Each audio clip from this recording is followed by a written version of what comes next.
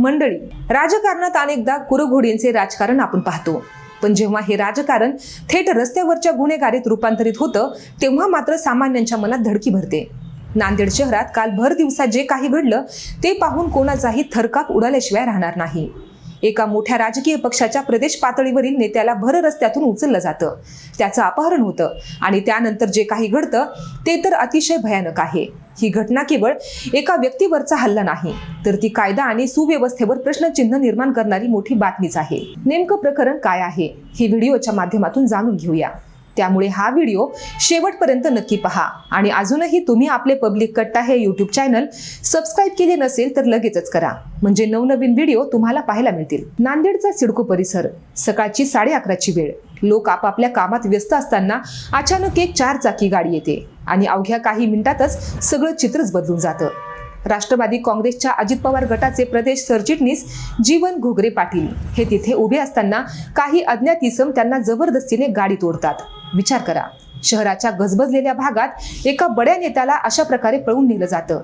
ही कल्पनाच किती भयावह आहे। हे अपहरण इतक्या वेगाने आणि नियोजनबद्ध पद्धतीने करण्यात आलं की कोणाला काही समजण्याच्या आतच ती गाडी तिथून सुसाट वेगाने निघून गेली। या घटनेचा जो CCTV व्हिडिओ समोर आलेला आहे तो पाहिल्यानंतर अंगावर काटा येतो। व्हिडिओमध्ये स्पष्ट दिसतंय की कशा प्रकारे त्या गाडीनं घोगरे यांना घेरलं आणि त्यानंतर त्यांना गाडीत कोंबलं गेलं। एखाद्या चित्रपटात शोभावं असा हा थरार प्रत्यक्षात घडला आहे। ही गाडी ज्या वेगाने तिथून निघून गेली त्यावरून हे स्पष्ट होतंय की अपहरणकर्ते हे पूर्ण तयारीनिशी आलेले होते। त्यांना ना कायद्याची भीती होती ना पोलिसांचा धाक। या CCTV फुटेजमुळे आता नांदेडमध्ये आणि विशेषतः राजकीय वर्तुळात प्रचंड खळबळ उडाली आहे। हा व्हिडिओ आता सोशल मीडियावर वाऱ्यासारखा पसरलेला असून लोकांमध्ये संतापाची लाट आहे। पण थरार इथेच संपला नाही। जीवन घोगरे पाटील यांना पळून नेल्यानंतर त्यांना अतिशय अमानुषपणे मारहाण करण्यात आली। अपहरणकर्त्यांनी त्यांना निर्जळ स्थळी नेलं असावं असा प्राथमिक अंदाज आहे। तिथे त्यांना लाथाबुक्यांनी आणि इतर वस्तूंनी इतकं बेदम मारलं गेलं की घोगरे पाटील गंभीर जखमी झालेले आहेत। एका पक्षाच्या प्रदेश सरचिटणीसाला अशी वागणूक दिली जाते, यावरून गुन्हेगारांचे धाडस किती वाढलेलं आहे हे लक्षात येतं। मारहाणीनंतर त्यांना तशाच अवस्थेत सोडून अपहरणकर्ते पसार झाले। या जीवघेण्या हल्ल्यातून ते सुदैवाने वाचले असले तरी त्यांच्या शरीरावर झालेल्या जखमा या घटनेची भीषणता सांगण्यासाठी पुरेशा आहेत। सध्या नांदेडच्या पोलीस ठाण्यात या प्रकरणी तक्रार दाखल करण्याची प्रक्रिया सुरू आहे। पोलीस आता या प्रकरणाचा गांभीर्याने तपास करत आहेत। मात्र प्रश्न हा पडतो की जीवन घोगरे पाटील यांचं अपहरण नेमकं का करण्यात आलं? त्यांच्याशी कोणाचं असं काय वैर होतं की ज्यासाठी इतकं मोठं पाऊल उचललं गेलं? ते सत्ताधारी पक्षाचे नेते आहेत, तरीही त्यांच्यासोबत असा प्रकार घडतो, हे विशेष धक्कादायक आहे।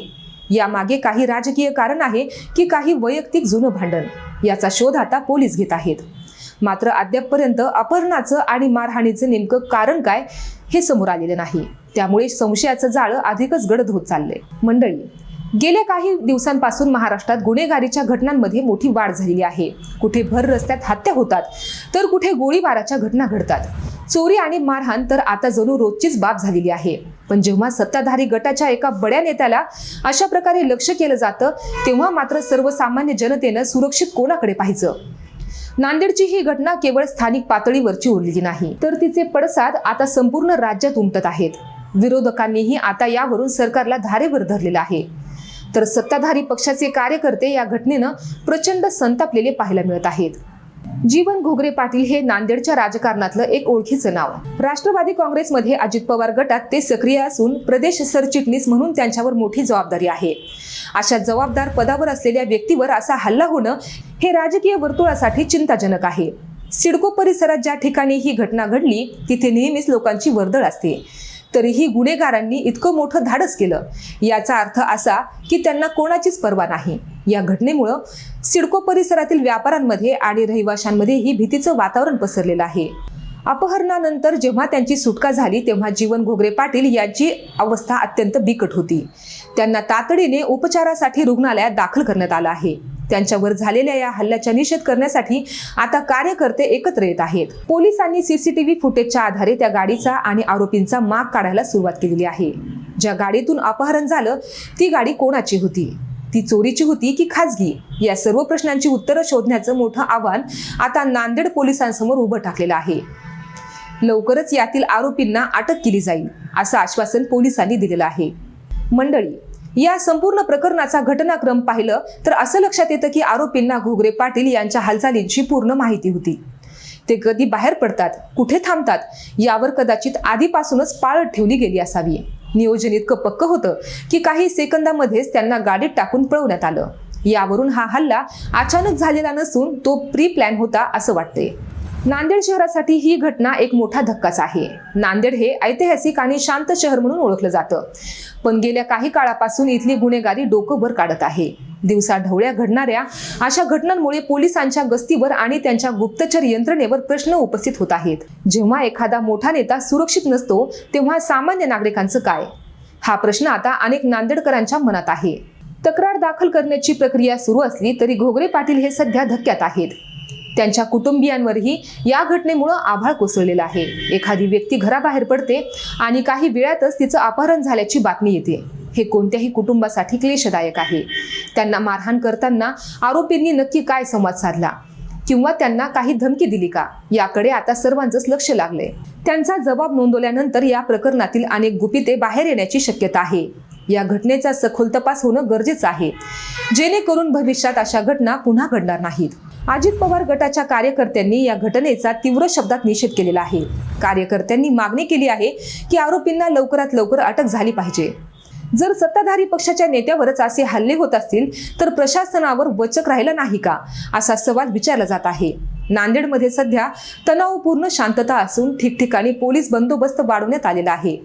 राजकीय नेत्यांनी देखील या प्रकरणावर आपली मतं मांडायला सुरुवात केलेली असून हा लोकशाहीवरचा हल्ला असल्याचं म्हटलं जातंय. सोशल मीडियावर जो सीसीटीव्हीचा फुटेज व्हायरल होतोय त्यातली ती वेगाने जाणारी गाडी पाहून अंगावर शहारे येतात. ही गाडी ज्या दिशेने गेली तिथले इतर सीसीटीव्ही कॅमेरे देखील आता तपासले जात आहेत. गुन्हेगारांनी पळून जाण्यासाठी कोणता मार्ग निवडला आणि ते कुठे लपून बसले असावेत याचा शोध घेण्यासाठी विशेष पथक तयार करण्यात आलेली आहेत. नांदेडचे पोलीस अधीक्षक स्वतः या प्रकरणावर लक्ष ठेवून आहेत. आरोपींना लवकरात लवकर बेड्या ठोकल्या जातील अशी खात्री त्यांनी दिलेली आहे. या घटनेच्या निमित्ताने महाराष्ट्रातील वाढत्या गुन्हेगारीचा प्रश्न पुन्हा एकदा चव्हाट्यावर आलेला आहे. नेत्यांचे अपहरण होणे ही काही साधी गोष्ट नाही. यामुळे राज्यात जंगलराज सुरू झाला की काय अशी टीका आता विरोधकांकडून केली जात आहे. पोलीस दलावरचा राजकीय दबाव आणि गुन्हेगारांचे वाढलेले संबंध यामुळेच अशा घटना घडतात असा आरोपही होत आहे. आता या प्रकरणात पुढे काय होतं? पोलीस या गुन्हेगारापर्यंत पोहोचतात का आणि मुख्य सूत्रधार कोण निघतो हे पाहणं महत्त्वाचं ठरणार आहे.